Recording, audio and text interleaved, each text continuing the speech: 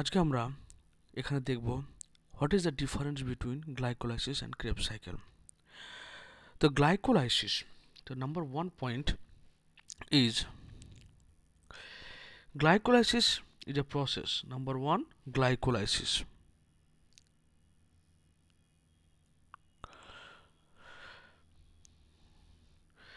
The glycolysis is a process. Glycolysis is a process of glycolysis occur in the cytoplasm. তাহলে glycolysis আমাদের কোথায় হচ্ছে? সাইটোপ্লাজমে তৈরি হচ্ছে। যেখানে ক্রেবস সাইকেল কোথায় হচ্ছে? মাইটোকন্ড্রিয়ার মধ্যে। তাহলে প্লেস অফ অকারেন্স কোথায় হচ্ছে? গ্লাইকোলাইসিস হচ্ছে সাইটোপ্লাজমে, ক্রেবস সাইকেল হচ্ছে মাইটোকন্ড্রিয়ার মধ্যে। 2 নম্বর পয়েন্ট বলছে, in glycolysis one molecule of glucose is oxidise step by step to produce 2 molecule of each of pyruvic acid, ATP and NADH2 and water. তাহলে গ্লাইকোলাইসিস প্রক্রিয়া কি হয়, যে একটা গ্লুকোজের কি হয়, অক্সিডেশন হয়, অর্থাৎ জারণ বিক্রিয়া হয়। তার ফলে কি তৈরি হচ্ছে? 2 মলিকুল 3 কার্বনযুক্ত পাইরুভিক অ্যাসিড তৈরি হবে, 2 মলিকুল এটিপি তৈরি হবে এবং 2 মলিকুল NADH2 তৈরি হবে এবং 2 এটিপি তোমার ব্যবহার হয়ে যাবে। হলো, দুটো এটিপি ব্যবহার হবে, দুটো এটিপি তৈরি হবে, দুটো NADH2 তৈরি হবে এবং ওয়াটার তৈরি হবে, আর তোমার কি হবে? 2 অণু 3 কার্বনযুক্ত পাইরুভিক অ্যাসিড তৈরি হবে। কিন্তু ক্রেবস সাইকেলে কি হচ্ছে, এখানে molecules, এখানে পাইরুভেটটা acetyl CoA is completely oxidise and in this process CO2, H2O, NADH2, FADH2 ATP তৈরি হবে।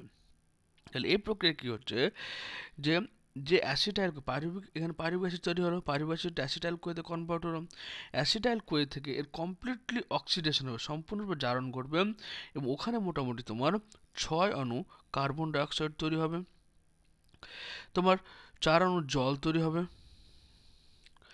তারপর তোমার 6 অণু 8 অণু NADH2 তৈরি হবে এবং 2 অণু FADH2 তৈরি হবে। ক্লিয়ার? 3 নম্বর পয়েন্ট বলছে, glycolysis can takes place in both aerobic and anaerobic respiration. তাই গ্লাইকোলাইসিস সাইটোপ্লাজমে ঘটছে এবং এখানে অক্সিজেনের দরকার হয় না।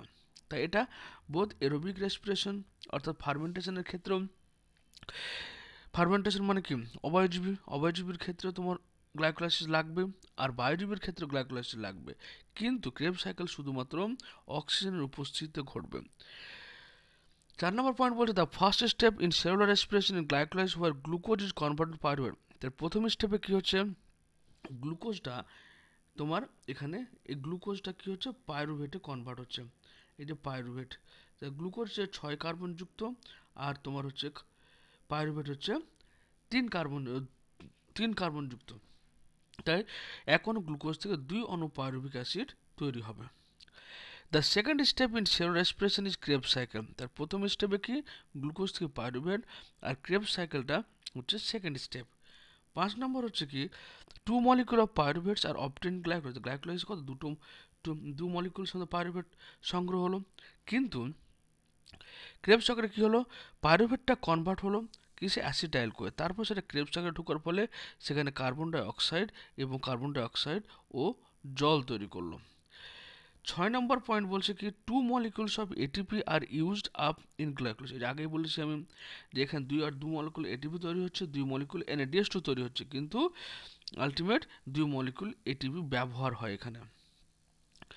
আর এখানে কি হচ্ছে, ATP molecule are not used up in Krebs cycle.